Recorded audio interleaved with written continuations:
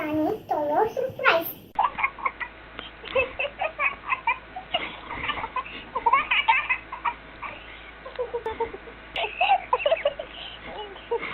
A poor woodman was once cutting down a great tree by the edge of a lake.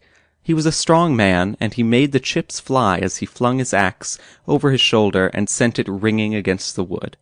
Keeping time to each stroke, he sang merrily, "Ring, axe, ring, stout heart, sing. My little ones, they must be fed. My axe and I will earn their bread. Fly, chips, fly, leap up high. My little ones, they must be warm. My axe will house them from the storm. Fall, tree, fall, oak tree tall. Oh, hear my even ringing stroke of my good axe on solid oak." But as he sang, just then, the bright steel head of his axe flew off the handle, went whizzing, whirring through the air, and fell with a mighty splash into the blue waters of the lake. The woodman stood for a moment, too much astonished to move, watching the bubbles and circles that swirled out ever wider from the spot where his blade had sunk from sight. Then he sat himself sadly down by the grassy shore of the lake with the useless wooden handle by his side. "Alas, alas!" he cried. "What shall I do? What shall I do?"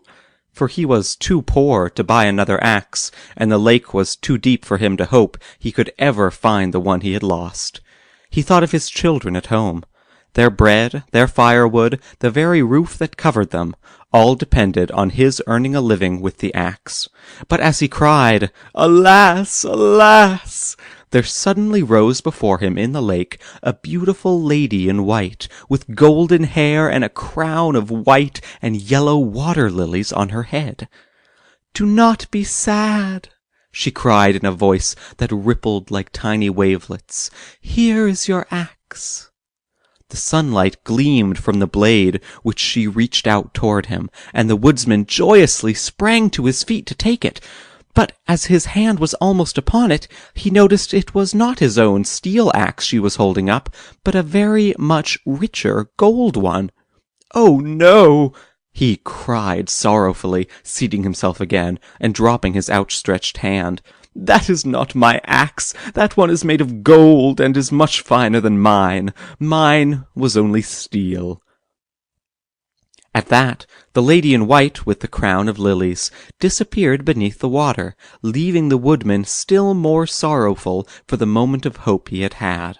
But in an instant, up rose her golden head again. "Do not be sad," her voice tinkled and rippled as before. "Here is your axe." Once again the woodman sprang joyously to his feet, for the blade she held up this time did indeed look like his own. But just as his hand was almost upon it, he noticed that it was not steel after all, but silver. "Oh, no!" he cried, sinking down as before. "That is not my axe. That one is made of silver and is much finer than mine. Mine, as I told you, was only steel."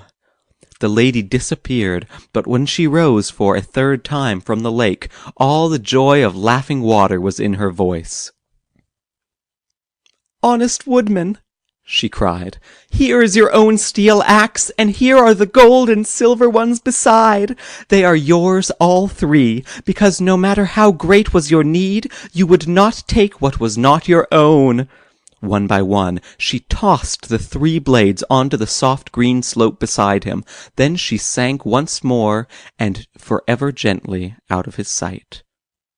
Joyously the honest woodman took up his own steel axe and the other two, and so rich were the gold and silver ones that with them he knew he could buy all that was needed for his little ones at home. Thereafter, when his good steel blade rang out once more in the forest, he sang more merrily than before. "Ring, axe, ring, stout heart, sing. My little ones are richly fed, an honest heart has won their bread." Bye bye friends. Please subscribe. Thank you.